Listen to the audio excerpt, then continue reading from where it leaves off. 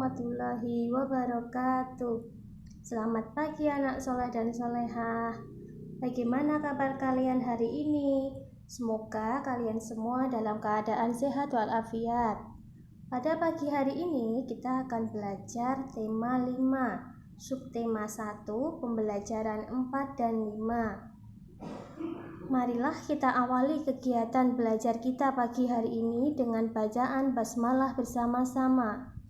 Bismillahirrahmanirrahim.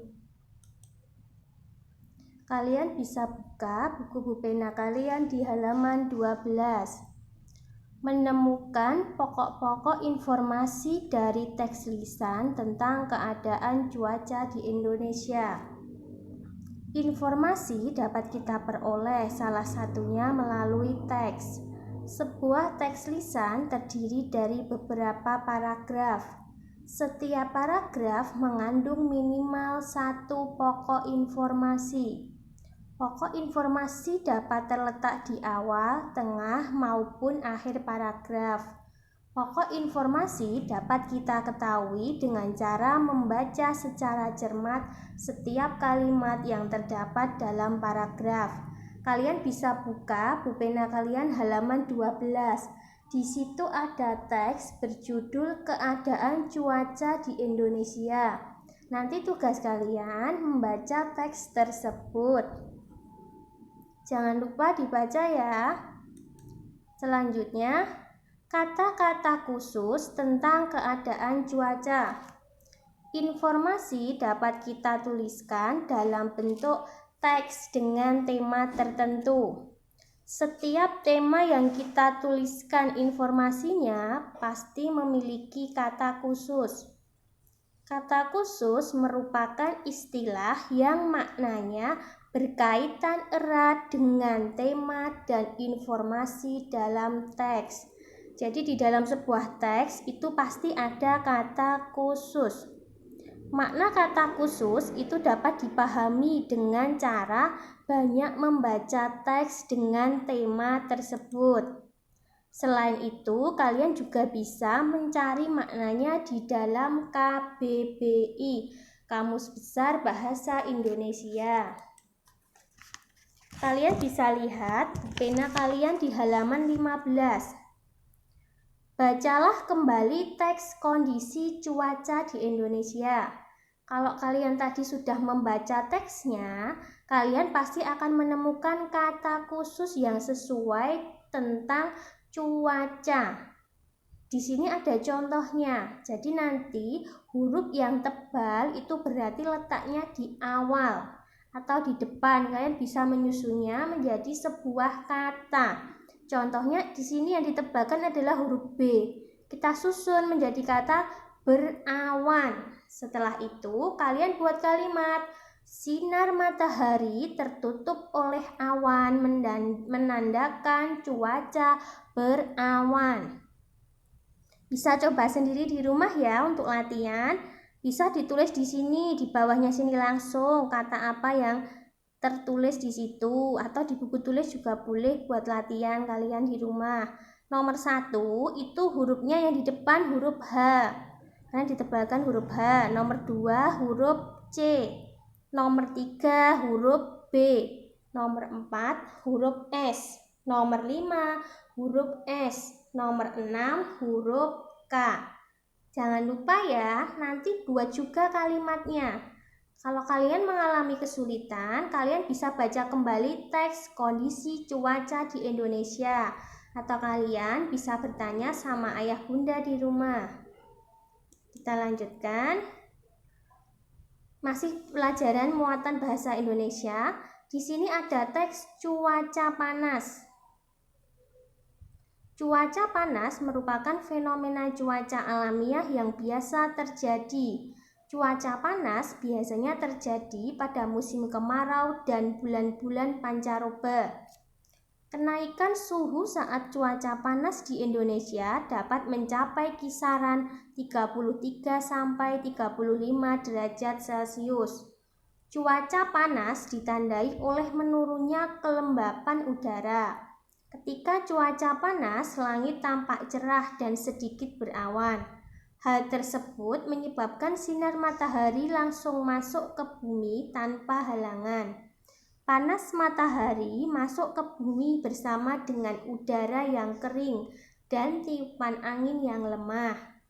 Selain memberikan manfaat, cuaca panas biasanya juga menimbulkan beberapa permasalahan, misalnya dehidrasi dan kulit kering. Untuk pertemuan hari ini, nanti tugas anak-anak mengerjakan soal nomor 2. Kalian cari arti kata musim kemarau, pancaroba, angin, dehidrasi, langit, dan awan dalam kamus KBBI. Kalau kalian tidak punya kamus, kalian bisa gunakan kamus online seperti yang dulu pernah kita cari di kamus online. Dulu kita pernah ajarkan cara mencarinya di kamus online. Kalian bisa minta bantuan ayah bunda. Jadi tugasnya hari ini mencari arti kata musim kemarau, pancaroba, angin, dehidrasi, langit, awan. Tugasnya dikerjakan di buku tulis. Jangan lupa diberi tanggal pengerjaan hari ini. Untuk pengumpulannya nanti Usrita infokan lagi ya. Sekarang kita lanjut, muatan PPKN. Bangga akan keberagaman bangsa Indonesia. Keberagaman yang dianugerahkan Tuhan merupakan kekayaan bangsa Indonesia. Kita bangga dengan keberagaman tersebut. Rasa bangga yang dimaksud bukanlah bangga yang membuat kita sombong, tetapi rasa bangga yang dimaksud itu menjadikan kita mempunyai keunggulan sehingga memupuk sikap percaya diri kita. Wujud rasa bangga kita seperti apa? Misalnya tidak malu menampilkan ciri khas masing-masing daerah, misalnya tarian, pakaian adat, makanan khas, dan lain-lain.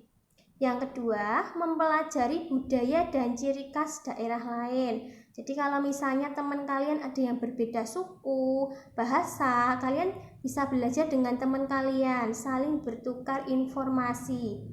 Yang ketiga, menghargai keberagaman yang ada. Dan yang keempat, turut menjaga kelestarian dari ciri khas daerah tersebut. Jadi dilestarikan. Melestarikan budaya bangsa. Melestarikan budaya bangsa ya di sini. Indonesia memiliki keberagaman budaya yang merupakan kekayaan bangsa Indonesia. Budaya-budaya daerah yang sangat beragam merupakan anugerah yang patut kita syukuri. Jadi kita harus bersyukur dengan budaya-budaya yang ada di Indonesia. Kita harus melestarikan dan itu wajib. Bagaimana cara melestarikannya? Misalnya di sekolah kita ada ekstrakurikuler tari. Kita bisa mengikuti ekstrakurikuler tersebut sebagai wujud kita melestarikan budaya bangsa. Kemudian ada perlombaan menyanyikan lagu-lagu daerah. Kita bisa mengikutinya. Meskipun kita berasal dari Jawa, kita bisa menyanyikan lagu daerah lain seperti lagu daerah Yogyakarta, daerah Maluku, daerah Papua. Kemudian ada makanan khas daerah, pakaian, dan sebagainya. Ada pertanyaan sampai di sini? Sudah jelas ya? Nanti jika masih bingung, kalian bisa japri Usrita untuk bertanya. Sekarang kita lanjutkan. Bernyanyi secara kelompok menggunakan alat musik.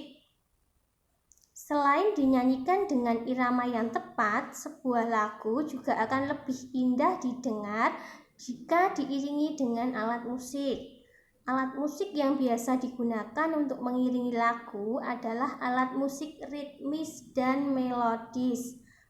Masih ingat ya, alat musik ritmis itu apa? Alat musik yang tidak memiliki nada, sedangkan melodis itu memiliki nada.